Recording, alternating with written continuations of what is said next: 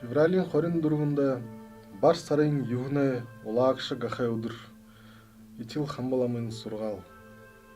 Залуу хүн бурхан сахиусандаа буян заяага даатханым гэж мөргөв. Итгэл хамбалама баяр баясгалан бижуулаарэ гэж юрол өргөө.